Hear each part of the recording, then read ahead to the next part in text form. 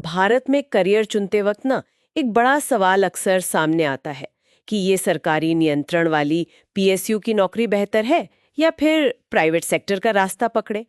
ये दुविधा मुझे लगता है कई लोगों को महसूस होती होगी। हाँ बिल्कुल, ये एक बहुत ही आम कश्मकश है आजकल। तो हमारे पास पीएसयू बनाम प्राइवेट नौकरी करियर का सच नाम से कुछ जानकारी है और आज हम इसी के जरिए इस सवाल की तह तक जाने की कोशिश करेंगे। अच्छा। मकसद सिर्फ फायदे नुकसान गिनाना नहीं है, बल्कि ये समझना है कि असल में इन दोनों रास्तों पर करियर और जिंदगी वो दिखती कैसी है। सही बात है, प्रैक्टिकल पहलू समझना जरूरी है। तो चलिए इस जानकारी का विश्लेषण शुरू करते हैं।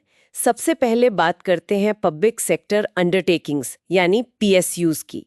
इनमें देश की कुछ बड़ी जानी मानी कंपनियां हैं, जैसे ओएनजीसी, आईओसीएल, एनटीपीसी है। हाँ, ऊर्जा क्षेत्र में, और भेल, सेल, एचएएल भी हैं इंजीनियरिंग और बाकी क्षेत्रों में। जी, यहाँ अक्सर एक कह सकते हैं सरकारी नौकरी जैसा माहौल होता है। हाँ, कुछ हद तक, मतलब एक निश्चित आमदनी और कई तरह की सुविधाएं साथ में मिलती हैं। फायदों की बात करें तो सबसे ऊपर क्या है?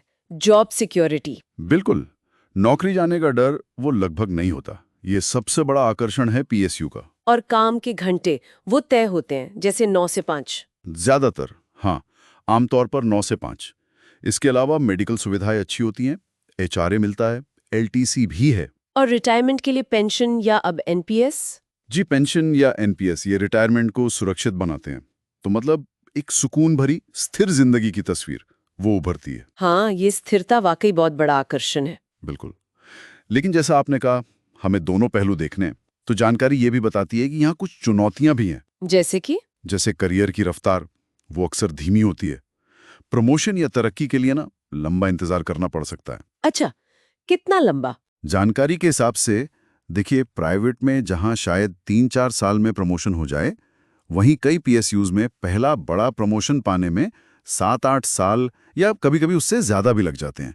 अरे, ये तो काफी ज्यादा है। हाँ, और काम करने के तरीके भी कभी-कभी थोड़े पुराने ढर्रे के हो सकते हैं। और एक और अहम बात, खासकर इंजीनियर्स के लिए ट्रांसफर्स वो काफी होते हैं। ओह हाँ, ट्रांसफर्स। इससे तो पारिवारिक जीवन पर असर पड़ता होगा। पड़ता है, बिल्कुल पड़ता है। बार-बार शहर बदलना आसान नहीं होता। तो ये धीमी तरक्की और ट्रांसफर वाली बात, मतलब आज की युवा पीढ़ी जो तेजी से आगे बढ़ना चाहती है, वो शायद पीएसयू से थोड़ा कतराती होगी। कुछ हद तक हाँ, जिन्हें करियर में बहुत तेज रफ्तार चाहिए, उनके लिए शायद ये माहौल उतना फिट ना बैठे। हालांकि ये भी सच है कि कुछ जो नवरत्न पीएसयूज हैं, वो अब प्राइवेट सेक्टर की तरह परफॉर्मेंस आधारित इंसेंटिव्स भी देने लगे हैं। अच्छा। हाँ, तो वहाँ कोशिश हो रही है एक नया बैलेंस बनाने की, लेकिन मोटे तौर पर धीमी गति एक हकीकत है। ठीक है, अब आते हैं प्राइवेट सेक्टर की तरफ। यहाँ का तो कैनवस बहुत बड़ा है। हाँ बिल्कुल, बड़ी मल्टीनेशनल कंपनियां हैं, इन्फोसिस, टीसीएस, गूगल, रिलायंस जैसी। और फिर नए जमाने के स्टार्टअप्स भी हैं, फ्लिपकार्ट, फिनटेक कंपनियां वगैरह। जी, यहाँ मौके एकदम अलग तरह के हैं। यहाँ फायदों में सबसे पहले क्या आता है? तेज ग्रोथ। हाँ, तेज करियर ग्रोथ और जल्दी प्रमोशन के मौके, ये प्राइवेट का बड़ा प्लस पॉइंट है। और सैलरी। सैलरी पैकेज भी, खासकर अगर आप टेक, फाइनेंस या मैनेजमेंट में हैं, तो पीएसयूज के मुकाबले काफी ज्यादा हो सकते हैं। काम करने के तरीके भी शायद ज्यादा मॉडर्न होते हैं, ग्लोबल एक्सपोजर वगैरह। हाँ, अक्सर नई टेक्नोलॉजी, नए तरीके, और कई कंपनियां अब फ्लेक्सिबल वर्किंग या रिमोट वर्क जैसी सुविधाएं भी दे रही हैं। सुनने में तो काफी आकर्षक लगता है। बिल्कुल, मौके और पैसा यहाँ ज्यादा दिख सकता है, लेकिन जानकारी ये भी साफ करती है कि यहाँ चुनौतियां भी अलग किस्म की हैं। सबसे बड़ी चिंता क्या रहती है? Work life balance. भाई, अक्सर वर्क लाइफ बैलेंस बिगड़ जाता है। काम के घंटे लंबे हो सकते हैं और वो हमेशा अवेलेबल रहने का दबाव वो महसूस हो सकता है। और जॉब सिक्योरिटी, वो तो पीएसयू जितनी नहीं होती होगी। नहीं, बिल्कुल नहीं। बाजार के उतार चढ़ाव, कंपनी की परफॉर्मेंस या आपके खुद के प्रदर्शन पर नौकरी जाने का खतरा बना रहता है।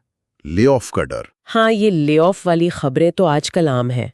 जी, और परफॉर्मेंस का दबाव वो काफी ज्यादा होता है, जो कभी-कभी बहुत तनावपूर्ण भी हो सकता है। मतलब एक तरफ तेज रफ्तार ज्यादा कमाए तो दूसरी तरफ अनिश्चितता और दबाव। बिल्कुल, और स्टार्टअप्स में तो ये शायद और भी ज्यादा होता है। स्टार्टअप्स का माहौल तो और भी इंटेंस होता होगा। हाँ, बहुत डायनेमिक, सीखने और बढ़ने के मौके बहुत तेजी से मिलते हैं, लेकिन साथ ही अस्थिरता और काम का बोझ भी ज्यादा हो सकता है।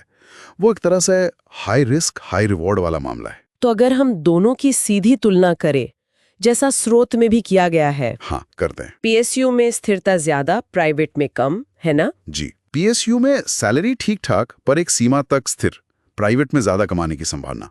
पीएसयू में वर्क लाइफ बैलेंस आमतौर पर बेहतर, प्राइवेट में अक्सर चुनौती। सही कहा। पीएसयू में ग्रोथ धीमी पर नियमित, प्राइवेट में तेज पर थोड़ी अनिश्चित। और ट्रांसफर पीएसयू में आम, प्राइवेट में जरूरी नहीं, रोल पर निर्भर करता है। हाँ, और रिटायरमेंट के लिए पीएसयू में एनपीएस जैसे ठोस इंतजाम है, प्राइवेट में ज्यादातर पीएफ और अपनी खुद की बचत और प्लानिंग पर निर्भरता रहती है। तो इस तुलना से ये साफ है कि कोई एक रास्ता सबके लिए बेहतर नहीं है। बिल्कुल नहीं। ये पूरी तरह किसी व्यक्ति की अपनी जरूरतें क्या हैं, उसका स्वभाव कैसा है और वो जीवन के किस पड़ाव पे है, इस पर निर्भर करता है। स्रोत भी यही कहता है शायद। हाँ, स्रोत यही बताता है कि जिन्हें जीवन में स्थिरता चाहिए, एक तय रूटीन पसंद है और लंबे समय तक टिकने वाले फायदे जरूरी लगते हैं, उनके लिए पीएसयू एक अच्छा विकल्प हो सकता है। और जो ज्यादा महत्वाकांक्षी है, हाँ, जो ज्यादा एम्बिशियस हैं, करियर में तेजी से आगे बढ़ना चाहते हैं, नए आइडियाज पर काम करने का शौक है और जल्दी ज्यादा पैसा कमाना चाहते हैं, उन्हें प्राइवेट सेक्टर ज्यादा अपील कर सकता है। जानकारी उम्र के हिसाब से भी कुछ बताती है। हाँ, एक इशारा ये भी है कि शायद 25-30 की उम्र में युवा ऊंची सैलरी और ग्रोथ के लिए प्राइवेट सेक्टर को प्राथमिकता दें, जबकि 30 के बाद जब परिवार, शांति और स्थिरता ज्यादा मायने रखने लगती हैं, तो शायद पीएसयू की तरफ झुकाव बढ़ जाए। ये तो काफी व्यक्तिगत फैसला हुआ फिर। बिल्कुल। तो कुल मिलाकर न तो पीएसयू पूरी तरह से कह सकते हैं कि एकदम आरामदेह है, ना ही प्राइवेट सेक्टर सिर्फ चुनौतियों से भरा है। सही कहा। दोनों के अपने फायदे हैं, अपनी कीमत है। किसी के लिए क्या सही है, ये उसकी अपनी जरूरतें, करियर के लक्ष्य और वो कैसी जिंदगी जीना चाहता है या चाहती है, इसी से तय होगा। और ये चर्चा ना एक और दिलचस्प सवाल भी खड़ा करती है। क्या? कि भविष्य में जैसे जैसे टेक्नोलॉजी बदल रही है, सही। काम करने के तरीके बदल रहे हैं, तो क्या ये स्थिरता और ग्रोथ की परिभाषाएं भी बदलेंगी इन दोनों क्षेत्रों के लिए? मतलब क्या पीएसयू ज्यादा प्राइवेट जैसे हो जाएंगे या प्राइवेट सेक्टर ज्यादा स्थिरता देने लगेंगे? वही ना। हाँ। कुछ ऐसा ही। क्या ये लाइनें धुंधली होंगी? ये सोचने वाली बात है आगे के लिए। दिलचस्प पॉइंट है। खैर, उम्मीद है इस विश्लेषण से पीएसयू और प्राइवेट नौकरी के बीच चुनाव करने की जो दुविधा है, उसे समझने में कुछ मदद मिली होगी। हाँ, उम्मीद तो यही है। और जानकारी के मुख्य बिंदु भी स्पष्ट हुए होंगे। आज की बातचीत यहीं समाप्त करते हैं। ठीक।